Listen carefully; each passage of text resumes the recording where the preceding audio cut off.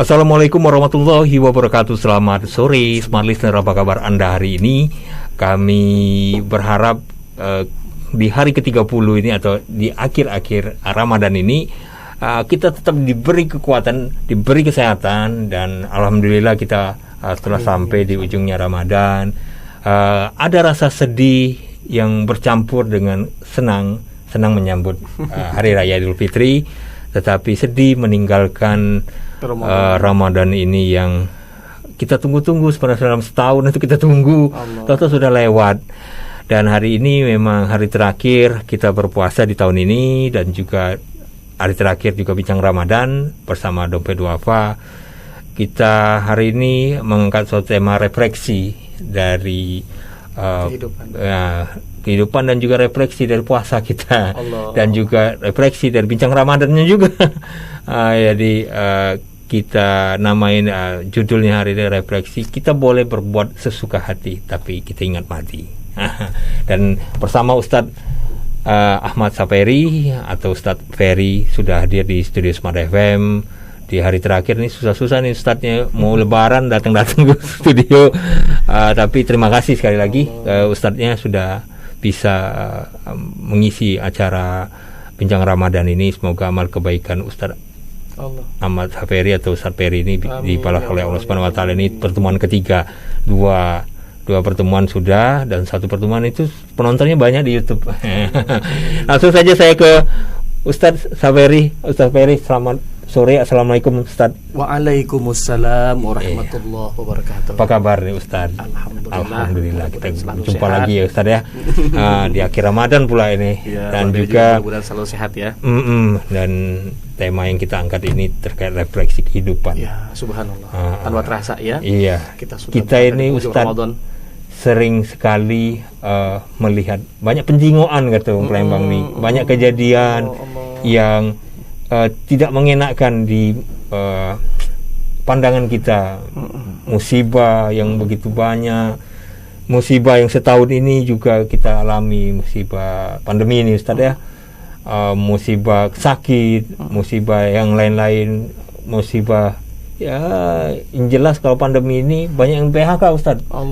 Banyak yang gajinya dikurangi, banyak yang malahan cari rezeki itu sulit sekali. Tapi ya karena kesabaran lah mungkin kita bisa bertahan Ustaz. Nah Ustaz, menghadapi cobaan yang begitu berat, tapi yang namanya cobaan pasti berat.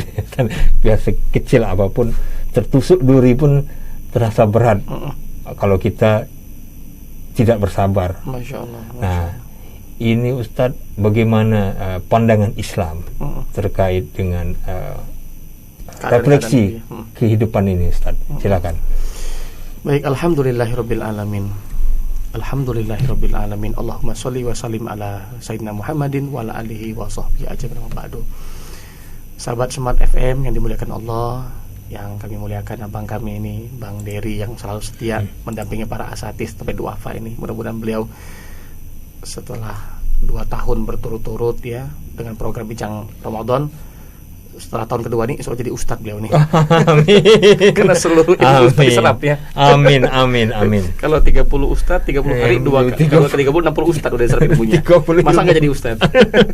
Amin ustadz. Ya, baik, sahabat yang dimuliakan Allah, tanpa terasa kita berada di penghujung Ramadan. Jadi pada topik hari ini kami sengaja membahas mengenai muhasabah ya.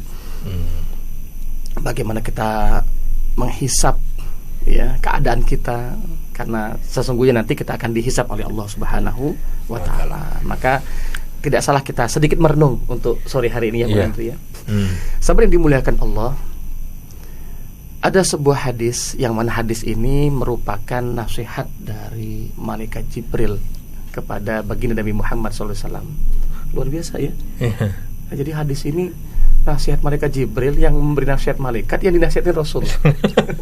Jadi pasti banyak hikmah luar biasa dalam kandungan hadis ini. Karena ini bukan sesuatu yang biasa ya. Seorang malaikat yang paling tinggi posisinya di hadapan Allah menasihati. Kalau malaikat itu dipanggil Rasul. apa? Seorang apa Ustaz? Malaikat aja. Kalau ini secara Islam malaikat, makhluk Allah. Sebuah malaikat, sebuah malaikat. Makhluk Allah ya. Makhluk ya.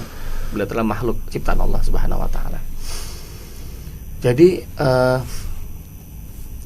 kata malaikat Jibril, wa ish ma syi'ta fa innaka mayyitun wa'mal ma syi'ta fa innaka mujziyum bi. Hiduplah sesukamu, tetapi ingat nanti kamu akan mati. Beramallah, berbuatlah sekehendakmu, ya, apa yang kau mau, kau inginkan, berbuatlah.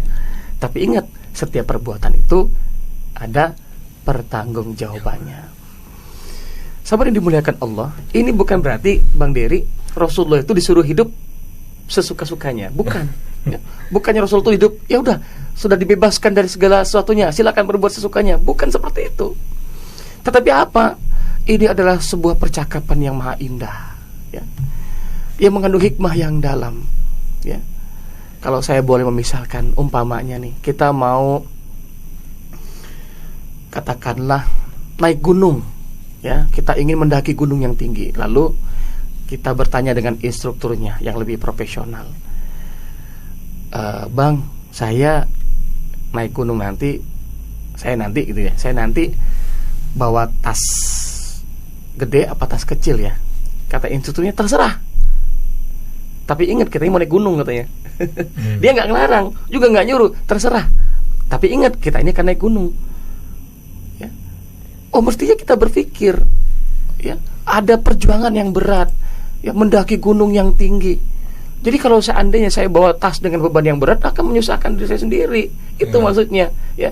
Jadi bukan berarti kita disuruh terserah mau bawa tas yang berat, yang ringan, terserah. Tapi ternyata maksudnya bawalah barang yang efektif, yang nggak perlu dibawa, jangan dibawa. Kenapa? Karena akan ada perjuangan yang berat. Kita akan lagi gunung. Itu makna terserahnya. Sama misalnya kalau seandainya orang tua kita tahu, ya, katakanlah depan rumah kita ini sedang ada keributan. Namanya anak-anak kan penasaran, suka pengen tahu, ya. Iya, bilang sama emaknya, "Mak, aku keluar, Mak." Wah, terserah lah. Gitu ya. Kalau ada apa-apa enggak tahu. Terserah lah. Kalau ada apa-apa enggak nanggung. Maksudnya apa tuh? Jangan, maksudnya dia. Terserah di situ apa?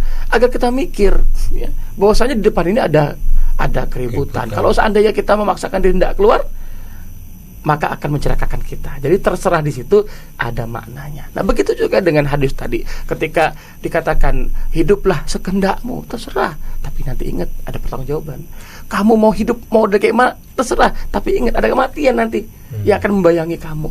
Sehingga kalau kita membaca hadis ini, ya Allah, artinya kita harus hidup dalam keadaan sangat berhati-hati dalam kehidupan di dunia ini. Kenapa? Karena kita akan mati. Dan ketika kita sudah mati, semua perbuatan kita akan ada balasannya. Kalau dia baik, Allah balas dengan kebaikan nanti di akhirat. Kalau dia buruk, walaupun sekecil apapun, ada balasannya. Oke. Ustaz, kita jeda dulu, Ustaz. Nanti kita teruskan lagi terkait dengan sebenarnya ujian ini diberikan Allah.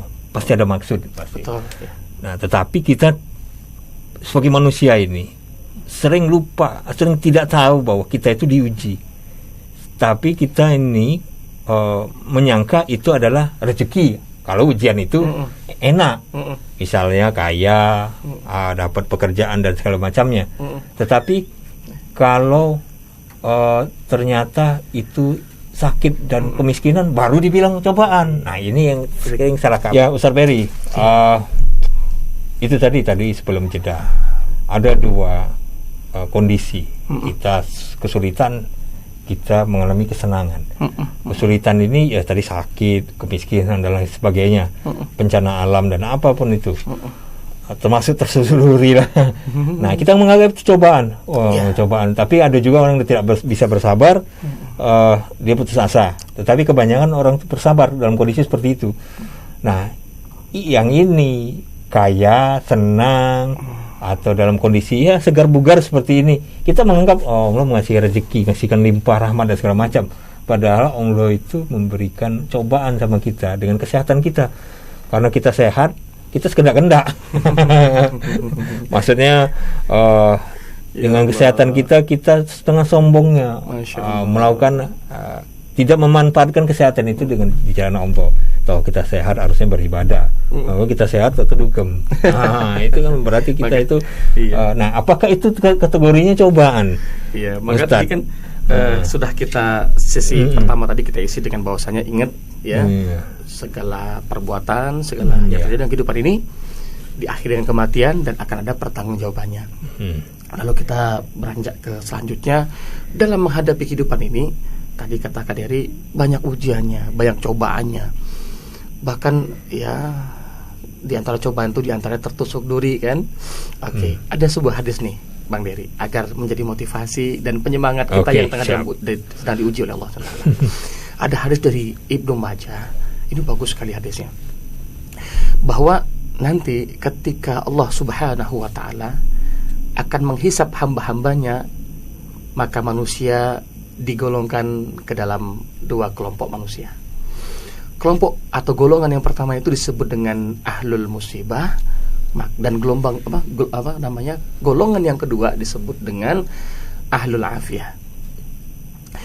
Apa kedua golongan ini? Ahlul musibah ini adalah yang kadang sampaikan tadi, golongan atau kelompok manusia yang semasa hidupnya di dunia ini banyak susahnya, ya, kadang sakit, ya, kadang buntu. Bukan kadang, selalu buntu. Ya, ada yang sakit kayak, tapi ada duit. Ada yang buntu, ada yang sakit ada duit ya. Ada yang ada duit kadang sakit ya. Iya. Ini kadang dua-duanya pula. Sudah sakit, sudah ada duit pula. Sakit buntu pula.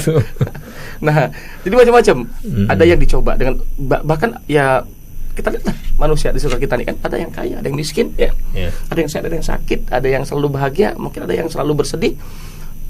Itulah golongan manusia di dunia, dan ternyata di akhir juga akan digolongkan seperti itu. Nah, bagi mereka yang selalu diuji oleh Allah SWT, lalu mereka bersabar, maka Allah Subhanahu wa Ta'ala diceritakan dalam hadis tersebut bertanya kepada malaikatnya, wahai malaikatku, bagaimana keadaan si fulan? Ya Allah, dia malaikat, sesungguhnya dosanya tinggal sedikit. Bagaimana bisa? Karena yang pertama disebut ahlul musibah nih, yang sering dapat cobaan di dunianya. Karena kebanyakan dosa-dosanya itu sudah dihapuskan oleh penderitaannya di dunia. Lagi bangun usaha dikolai kawan. Kawan tadi apa namanya? Misalnya pinjam duit, kapan ditagih, dari bari-bari sedih. Apalagi misalnya beli barang-barang nyampe-nyampe duit kirim. Tahu-tahu baru ini apa namanya? Dapat duit sedikit dikolai wong lagi. Ya. Terus ya banyak dari sisi kesedihan. Terus apa lagi itu? Misalnya sakit, dengan ujian yang sakit yang lama di dunia ini.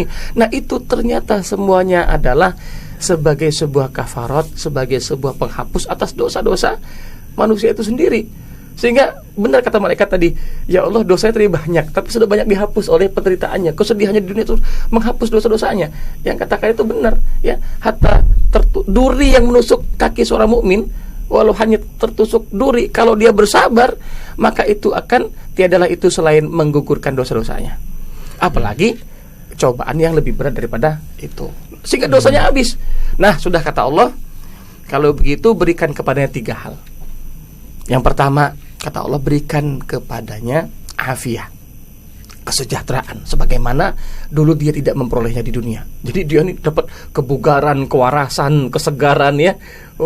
Yang mungkin dulu kalau di dunia mukanya itu apa namanya Kak, melekuk, belipat-lipat karena banyak masalah.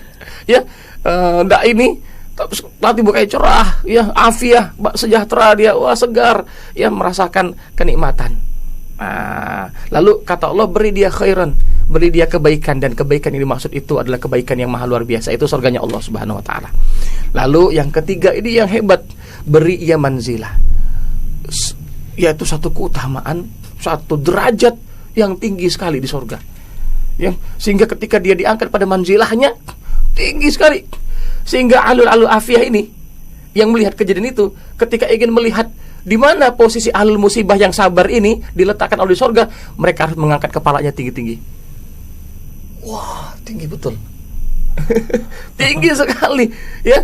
Yang mana manzilah yang Allah berikan bagi ahlul musibah yang sabar itu adalah manzilah yang khusus, yang mungkin tidak bisa digapai oleh ahlul ibadah, tapi hanya bisa dicapai oleh orang yang diuji dan dia bersabar.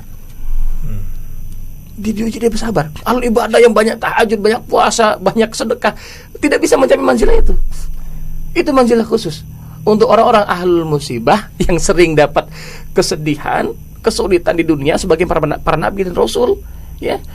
Dan dia bersabar, maka dia dapatkan manzilah setinggi itu, sehingga membuat iri para ahlul afiyah. Lantas mereka berkata, ya Allah, saking irinya, hidupkan kami lagi ke dunia, karena kami tidak tahu, ya, seandainya kami tahu kemuliaan yang akan diperoleh orang-orang melarat, orang-orang susah di dunia ini, dengan bersabarnya itu seperti itu, dapat kebaikan yang banyak sampai dapat manzilah setinggi itu, biarlah ya Allah kami lahir lagi ke dunia, tidak usahlah kami jadi wong gerot, tidak usahlah kami jadi wong sugih, tidak usahlah kami jadi wong kayo, biarlah kami jadi wong sarowe. Gitu mereka mintanya. Kami jadi orang susah saja, bahkan jika perlu ditambah penderitaannya dengan daging yang tersayat-sayat. Nah, sekarang kita kan tidak mau kan luka-luka kan? Aduh, biarinlah luka-luka seperti Nabi Ayub alaihissalam memindahkan belatung dengan sabarnya.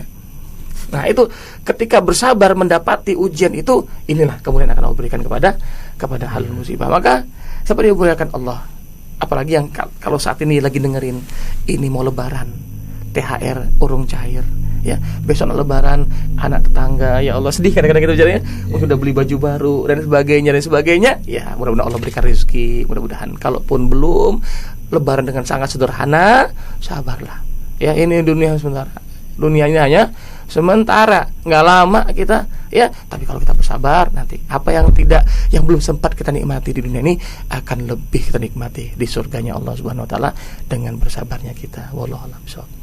Oke, nah ini kata kuncinya sabar. Insya Allah.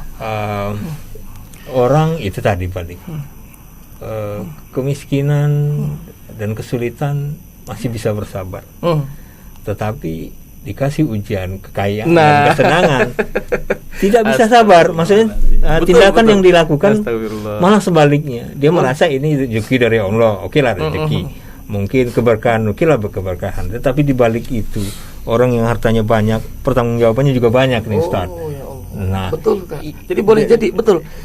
Nah, benar ini. Saya alhamdulillah ya Kadir ingetin ya bahwa sahabat yang dimuliakan Allah, ayah bundaku di rumah yang mendengarkan program ini dan mendengarkan acara ini, sesungguhnya ujian itu bukan hanya kemelaratan, terluka, penyakit, termasuklah kelapangan, itu pun ujian. Seandainya kita pahami itu pun ujian. Banyak orang yang mampu melampaui ujian dari kesusahan, tapi tidak sedikit orang yang gagal ketika ia diuji dengan kelapangan. Nah, jadi hati-hati ya, kondisi yang lapang, kondisi yang penuh dengan fasilitas dan kemudahan, sesungguhnya itu juga ujian dari Allah Subhanahu wa Ta'ala. Dan sekali lagi ya, sahabat yang dimuliakan Allah, bukan berarti kita harus miskin, itu bukan berarti kita harus susah, bukan, tapi ini motivasi agar kita bersabar ya. Kita ikhtiar, bagus, kita ikhtiar, kita berusaha sebisa kita untuk memberikan kesejahteraan bagi diri kita dan keluarga kita. Bismillah, Allah mudahkan. Tapi kalaupun Allah Subhanahu wa Ta'ala menakdirkan kita dalam keadaan yang sulit di dunia ini, itu bisa jadi juga bentuk kasih dari Allah Subhanahu wa Ta'ala. Tadi karena boleh jadi kalau kita di lapangan, mungkin kita termasuk yang tidak sanggup melalui ujian dalam bentuk kelapangan. Jadi ada sebuah cerita yang lucu ya, tapi cerita ini masyhur ya. Saya tidak tahu cerita ini bagaimana awal hal ihwal cerita ini awal bisa sampai dari mulut ke mulut ya. Tetapi saya menangkap isinya, pesannya bagus sekali ya. Mungkin ini kisah nyata mungkin ya, tapi kita ambil hikmahnya, sahabat yang dimuliakan Allah. Jadi dikisahkan ada seorang saudagar yang kaya, sangat kaya pada masa itu. Dikatakan ia memiliki kekayaan sangat banyak, dan dia ini mengidap penyakit berat, dan diprediksi dengan penyakitnya itu dia akan segera meninggal dunia, meninggalkan semua hartanya yang banyak. Dalam kesedihannya itu dia melakukan dia punya sebuah permintaan. Dia ingin kepada anaknya disampaikan, "Nak, nanti kalau Abah meninggal ya, temenin Abah ya di kuburan. Takut Abah sendirian," katanya. 3 hari saja katanya. Kalau ada di antara anak-anaknya yang bisa, katanya, nanti Abah kasih harta yang banyak. Rupanya gak ada yang mau. Bahkan pengawal-pengawalnya juga gak ada yang mau. Walaupun iming-iming dengan harta yang banyak. Siapa yang mau nemenin mayit dalam kuburan gelap 3 hari? Gak ada yang mau. Akhirnya karena orang dekatnya gak ada yang mau, saudagar ini membuat sebuah sayembara ke seluruh pelosok negeri. Kalau ada yang mau, ambil separuh harta saya. Nih, sampailah kabar sayembara ini kepada seorang yang sangat miskin, dari seorang tukang kayu, yang mana kerjaannya itu menebang pohon, dengan satu-satu harta yang dia miliki hanyalah kampaknya. Itu hanyalah satu-satunya harta yang dia miliki. Ustaz, jangan dulu ceritanya. Siap. Nanti kita sambung setelah jeda berikut ini. Ya, Smart Listener, kami kembali setelah yang satu ini. Alhamdulillah. Ya, Smart Listener, terima kasih Anda masih bersama kami di Bincang Ramadan bersama Dompet Duafa dan masih dengan Ustadz Ahmad Saperi atau Ustadz Peri. Ya Ustadz, silakan Ustadz disambung lagi ceritanya tadi sebelum jeda. Yang tadi, ya. To be continue tadi ya. Lanjut ceritanya, ternyata seorang tukang kampak yang tukang tebang kayu yang miskin ini mau menerima tantangan itu karena dia sangat ingin kaya. Dia hanya punya harta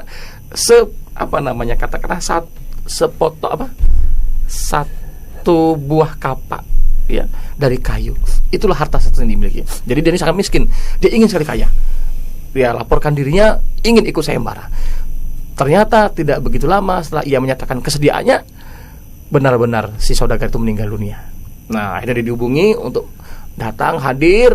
Sebagaimana kesepakatan, dibuatkan persis di sebelah si mayit satu tempat untuk dia juga istirahat. Disiapkan makanan untuk 3 hari. Dan juga mungkin dibuatlah lubang sedikit untuk udara ya. Lalu akhirnya saatnya keduanya dikuburkan. Qadarullah ya. 7 langkah terakhir dari orang yang mengantarkan jenazah saudagar ini, benarlah janji Allah dan benarlah perkataan Rasulnya bahwasanya nanti akan ada yang bertanya di alam barzah ya. Datanglah malaikat penjaga ya, malaikat Munkar dan Nakir ya, malaikat penjaga alam barzah ini. Wah, dia ini kaget kan, dia minggir aja gitu. Jadi lucu ini. Ternyata ketika malaikat ini datang hendak membangunkan si mayit ini, dia melihat ada yang sudah bangun duluan. Nah, kamu siapa? Lalu dengan polosnya si tukang kayu ini mengatakan, wahai malaikat Allah, aku udah melok-melok katanya. Saya ini hanya ikut sayembara ya, 3 hari mendampingi si mayit ini ya, hanya itu saja katanya. Silakan lakukan tugas Anda ya. Oh, udah bisa, kata malaikat itu. Karena Anda di sini, Anda yang ditanya katanya. Akhirnya dia yang ditanya dengan penuh ketakutannya, karena malaikat itu bertanya dengan sangat garang dan dia tahu persis kalau salah jawab akan repot urusannya. Karena malaikat itu membawa cambuk. Ketakutan luar biasa ketika ditanya, dan ditanya itu tentang hartanya. Apa yang kamu miliki? Katanya, aku tidak miliki apapun kecuali kapak ini, dan itu dibawanya rupanya. Karena itu kapak kesayangannya.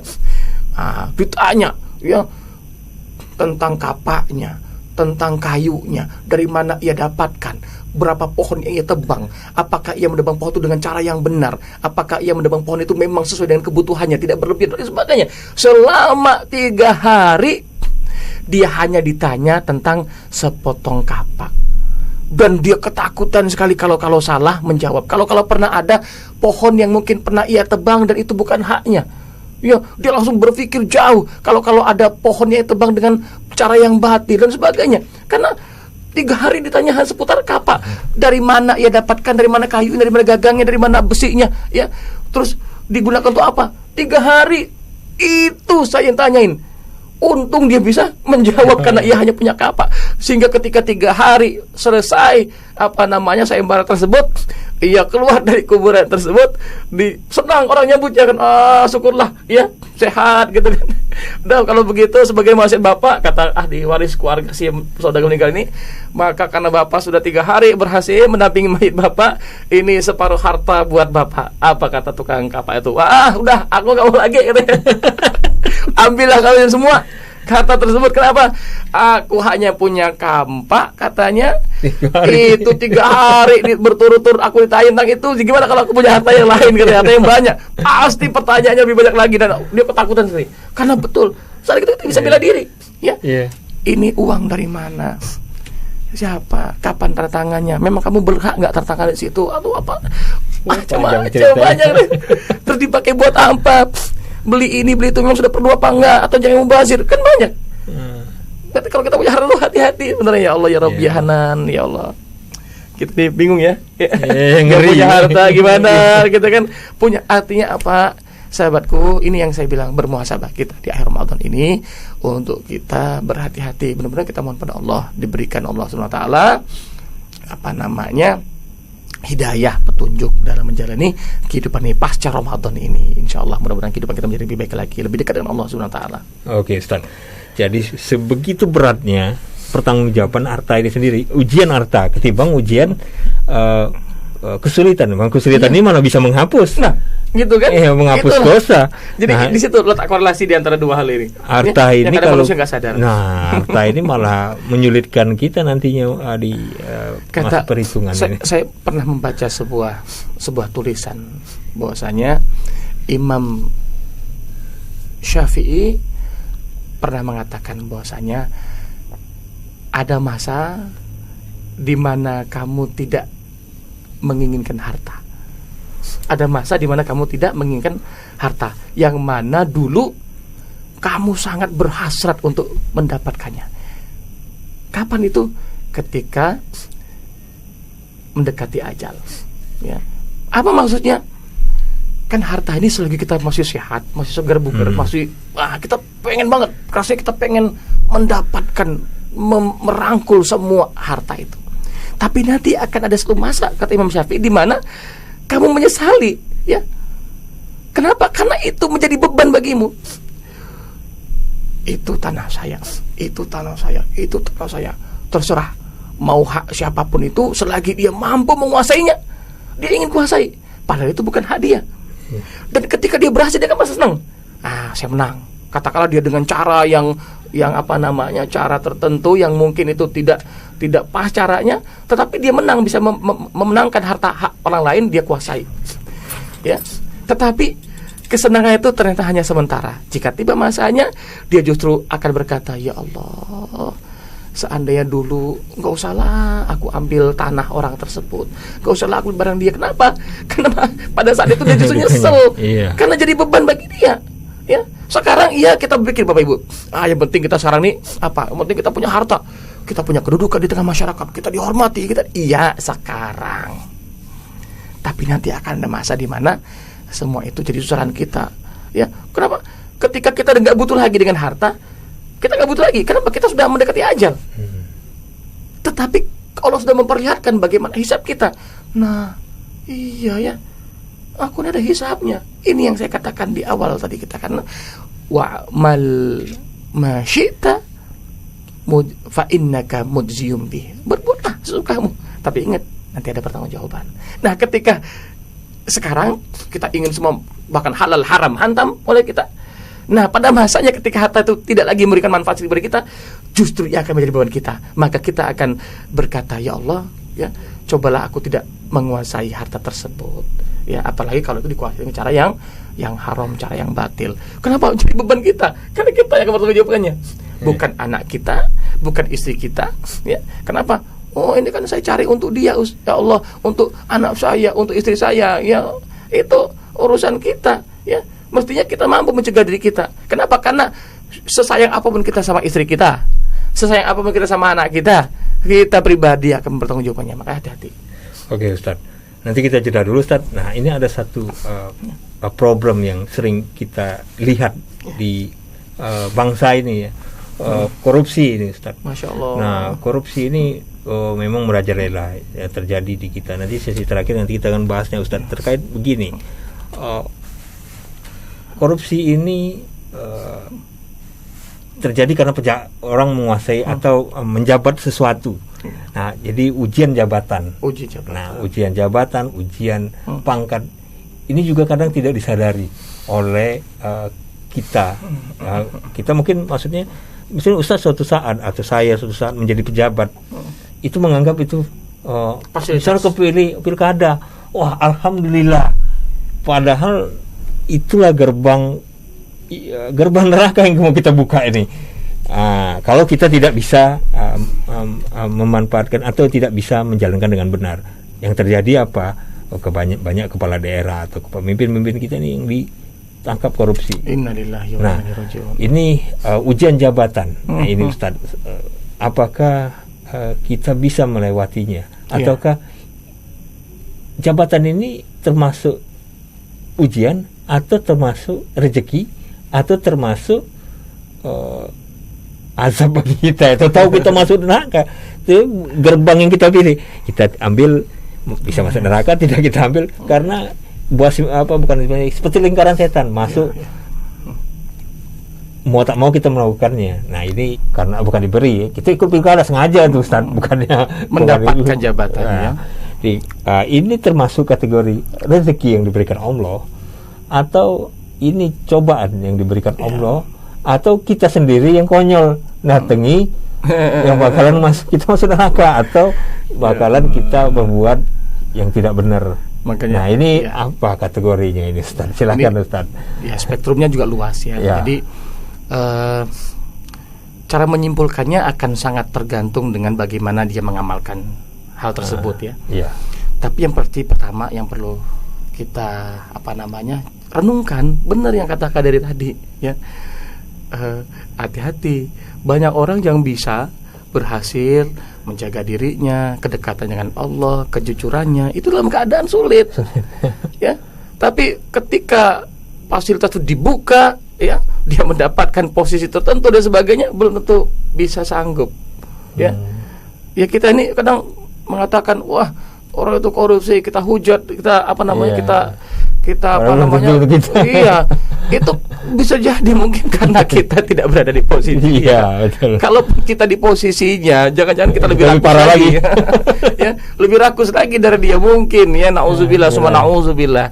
Nah, artinya dengan mental kewaspadaan seperti itu dulu, kalau ada pejabat yang mendengarkan program ini, begitulah, harus waspada dulu. Ini benar, ini jangan kita langsung senang-senang diangkat jadi pejabat eselon, ya menjadi kasih, menjadi kabid, menjadi eselon 1, eselon 2 yang tinggi-tinggi.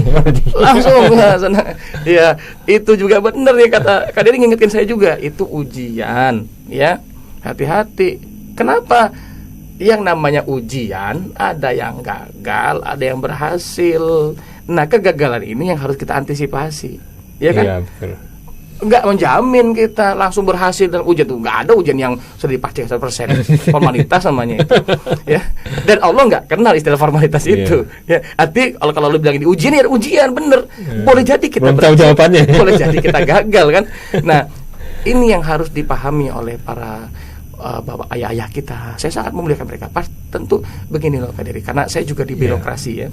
Saya tahu persis bagaimana untuk berjuang menjadi seorang pejabat itu tentu tidak mudah.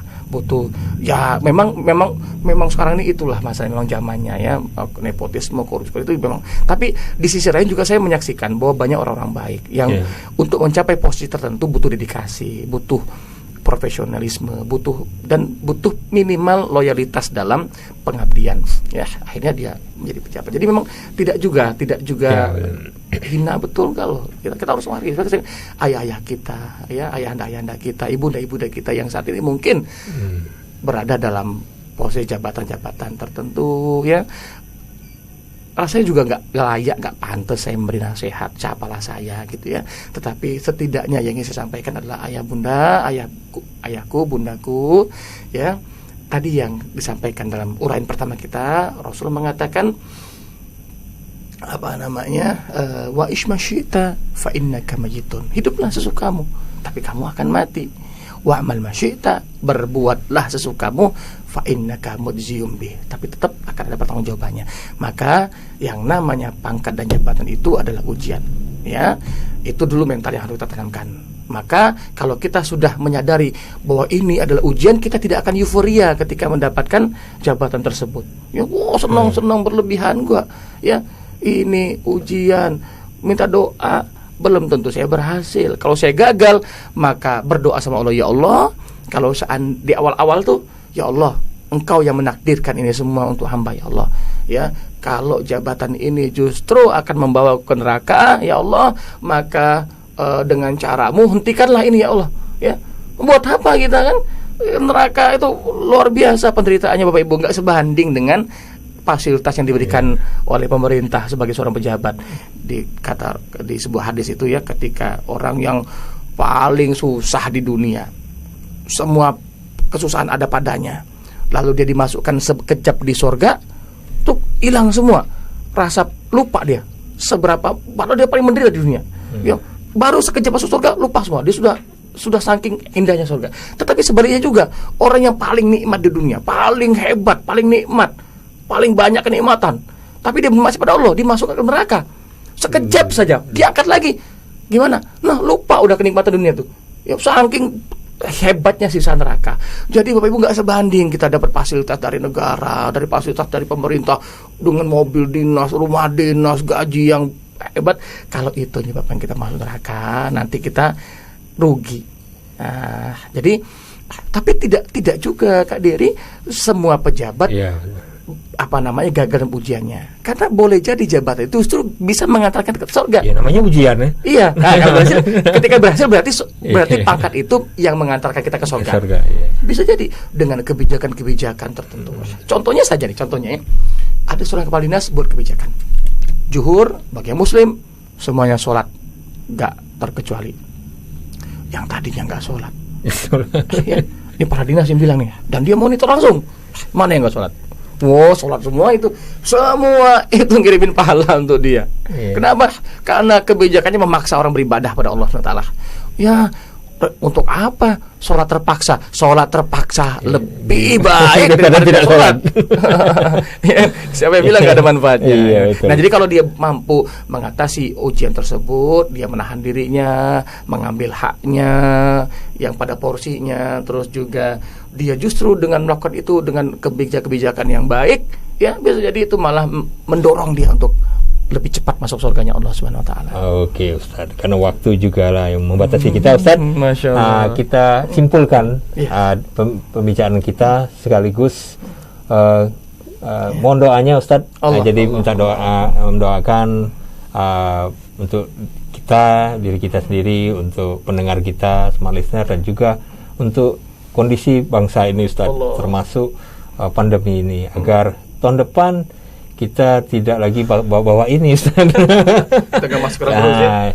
Dapat kita bisa hidup normal. Amin, yang sebelumnya di PHK jadi bisa kerja kembali, yang gajinya dipotong bisa kembali semula, yang awalnya makannya hanya tempe saja ini sudah meningkat jadi ikan dan segala macamnya.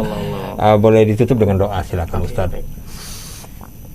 A'udzubillahi minasyaitonirrajim. Bismillahirrahmanirrahim. Alhamdulillahirabbil alamin. Allahumma shalli wa sallim ala sayyidina Muhammadin wa ala alihi wa sahbihi ajmain. Ya Allah, ya Rahman, ya Rahim, tanpa terasa ya Allah, kami telah melalui bulan Ramadan di tahun ini ya Allah. Betapa kami bersyukur dan berterima kasih kepadamu ya Allah. Engkau masih panjangkan umur kami. Tidak sedikit di antara kami yang telah mendahului kami di bulan Ramadan ini, bahkan sebelum Ramadan tiba dia telah Engkau panggil ya Allah. Ada yang mendapati Ramadan keadaan sakit ya Allah, berat untuknya melakukan tarawih, melakukan puasa. Sedang Kau berikan kami nikmat yang besar ya Allah. Kau sehatkan badan kami, Kau panjangkan umur kami, Kau murahkan rezeki kami. Terima kasih, kami bersyukur kepadamu ya Allah. Ya Allah, ya Rahman, ya Rahim. Sedikit sekali kami bersyukur kepadamu ya Allah. Banyaklah kami kufur atas nikmat-nikmat-Mu ya Allah. Maka ampunilah kami ya Allah. Ampuni dosa-dosa kami ya Allah. Ampuni kesalahan-kesalahan kami ya Allah, yang banyak maupun yang sedikit, yang kecil maupun yang besar, yang terang-terangan kami kerjakan maupun yang sembunyi-sembunyi kami lakukan. Ampuni ya Allah. Ya Allah, ya Rahman, ya Rahim. Sungguh kami merasa ya Allah, Ramadan tahun ini belum kami maksimalkan ya Allah. Detik demi detiknya yang begitu berharga masih banyak yang kami sia-siakan ya Allah. Kami masih banyak fokus dengan urusan dunia ya Allah. Tapi kami mohon kepadamu ya Allah, bukanlah amal ibadah kami yang banyak yang bisa mengantarkan kami menuju surgamu ya Allah, tetapi sungguh rahmat-Mu ya Allah. Maka dari itu ya Rabb, sempurnakanlah balasan bagi kami ya Allah. Apa-apa yang tidak bisa kami lakukan, yang tidak bisa kami sempurnakan dari ibadah kami di Ramadan, maka sempurnakanlah ya Allah. Ya Allah ya Rahman ya Rahim, ampuni pula kesalahan kedua orang tua kami, dosa orang tua kami ya Allah, ibu dan ayah kami ya Allah, jika mereka saat ini ya Allah sudah meninggalkan kami berada dalam barzah ya Allah. Di bulan yang mulia ini kami mohon kepadamu ya Allah, lapangkan kuburnya ya Allah, curahkan rahmat di alam barzahnya ya Allah, terangi kuburannya ya Allah, jauhkan ia dari haus dan dahaga ya Allah, kenyangkan perutnya ya Allah, sejahterakan ia ya Allah, bahagiakan dirinya di surga, di alam barzah ini ya Allah. Kami bisa beribadah kepadamu karena mereka ya Allah. Ya Allah ampuni pula dosa istri kami, suami-suami kami ya Allah. Maafkan kami jikalau kami belum memberikan terbaik kepada keluarga kami, juga anak-anak kami ya Allah. Maafkan kami ya Allah jikalau kami belum menjadi teladan terbaik bagi mereka ya Allah. Ya Allah ya Rahman ya Rahim, kami titip kepadamu keluarga kami ya Allah. Kami titip kepadamu anak-anak kami ya Allah. Sungguh kami tidak bisa mengontrol mereka, sungguh kami tidak bisa menjaga mereka 24 jam ya Allah. Kami serahkan penjagaan terbaikmu kepada mereka ya Allah ya Rabbal Alamin. Dan terakhir ya Allah, kami mohon kepadamu ya Allah, limpahkanlah seluruh kesejahteraan kepada kami semua umat Nabi Muhammad SAW ya Allah, kesehatan kepada seluruh umat Nabi Muhammad SAW ya Allah, kebaikan kepada seluruh umat Nabi Muhammad SAW, hidayah, petunjuk dan rezeki yang murah dan mudah bagi seluruh umat Nabi Muhammad SAW ya Allah. Bahagiakan kami semua ya Allah, seluruh alam semesta ini, seluruh dunia ini sebagai umat Nabi Muhammad SAW ya Allah. Satukan seluruh umat Islam, seluruh kaum muslimin, satukan hati mereka ya Allah, jangan terpecah belah, jangan terpecah belah ya Allah. Ya Allah ya Rahman Rahim, kepadamu kami minta, kepada kami mohon pertolongan ya Allah. Jika bukan kepadamu kami mohon kepada siapa lagi? Jika bukan pintumu yang kami ketuk, maka pintu mana lagi ya Allah? Jika bukan kepada kami bersandar, maka kepada siapa lagi ya Allah? Ya Allah, kabulkan hajat dan permintaan kami ini ya Allah. Rabbana zalamna anfusana wa lam taghfir lana wa tarhamna lanakunanna minal khasirin. Rabbana atina fid dunya hasanah wa fil akhirati hasanah wa qina azabannar wa adkhilna jannata ma'al abrari aziz ya ghaffar ya qahhar ya jabbar ya sattar ya Allah ya Rabbal Alamin. Wa sallallahu ala sayyidina wa maulana Muhammad nabil ummi wal alihi wa sahbihi wa baraka wa sallam. Alhamdulillahi rabbil alamin. Taqabbalallahu minkum. Taqabbal ya karim. Ya, terima kasih Ustadz sudah menutup perjumpaan kita dengan doa. Semoga kita bisa dipertemukan lagi Ustadz Amin. di tahun depan Ya Allah ya rabbal dengan alamin. kondisi yang lebih baik lagi dari sekarang. Amin Allahumma amin. Ya, Smalisar, demikian bincang Ramadan kali ini, baik itu yang hari ini maupun 1442 Hijriah kali ini. Semoga yang kita bicarakan ini bermanfaat Ustaz. Amin. Dan menjadi amal jariah bagi Ustaz dan juga bagi keluarga besar. Dan semoga kita ketemu lagi minggu tahun depan dengan acara yang sama, dengan kondisi kesehatan yang lebih baik lagi. Amin. Karena Ya kondisi Allah, sekarang ya lagi pandemi, banyak keterbatasan yang kita alami. Tapi kita tetap bersabar sesuai dengan tema kita kali ini. Saya Dery Aulia undur diri. Selamat sore. Assalamualaikum warahmatullahi wabarakatuh. Waalaikumsalam warahmatullahi wabarakatuh. Alhamdulillah.